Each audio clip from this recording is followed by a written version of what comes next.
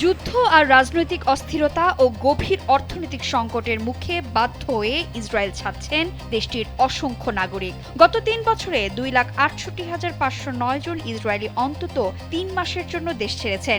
দীর্ঘ কয়েক দশকে প্রথমবারের মতো ইসরায়েলে এখন নতুন অভিবাসীর চেয়ে দেশ ত্যাগীর সংখ্যা বেশি, যা তৈরি করেছে এক বিরল নেতিবাচক অভিবাসন ভারসাম্য। এই স্রোত থামানো না গেলে ইসরায়েলের অর্থনীতি ও নিরাপত্তায় বড় ধস নামতে পারে বলে সতর্ক করছেন গবেষকরা। এমনটাই খবর দ্য টাইমস অব ইসরায়েলের। জীবন অবাক না করলে কে করবে? 28% মিল্ক ফ্যাটের অবাক করার সাথে ফ্রেশ মিল্ক পাউডার। জীবন অবাক করুক প্রতিদিন। ইসরায়েলের পরিসংখ্যান ব্যুরো ডেটা বিশ্লেষণ করে তেল আবিব বিশ্ববিদ্যালয়ের অধ্যাপক ইতাই আতার, অধ্যাপক নিত্তাই বার্গম্যান এবং দোরন জামির সম্প্রতি এই গবেষণাটি প্রকাশ করেছেন। পরিসংখ্যান বলছে 2023 সালের 86,509 জন এবং 2024 সালের 91,499 জনের পর 2025 সালেও 90,922 জন দেশ ছেড়েছেন।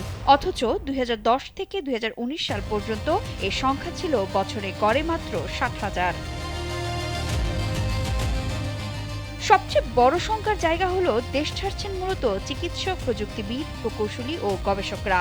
মেধা ও প্রযুক্তি নির্ভর অর্থনীতির দেশ ইসরায়েলের জন্য এটি এক ভয়ানক অশনি সংকেত। অধ্যাপক ইতাই আতার সতর্ক করেছেন, রাজনৈতিক বা নিরাপত্তা পরিস্থিতির আরও অবনতি হলে এই দেশ থেকে এমন এক টিপিং পয়েন্টে পৌঁছাবে যেখান থেকে ফেরা প্রায় অসম্ভব হয়ে পড়বে। সাধারণ মানুষ দিন শেষে কেবল শান্তি ও নিরাপত্তা চায়, কিন্তু দীর্ঘস্থায়ী যুদ্ধ আর অনিশ্চিত ভবিষ্যৎ ইসরায়েলিদের নিজেদের শেকড় ছিঁড়ে নিরুদ্দেশ হতে বাধ্য করছে।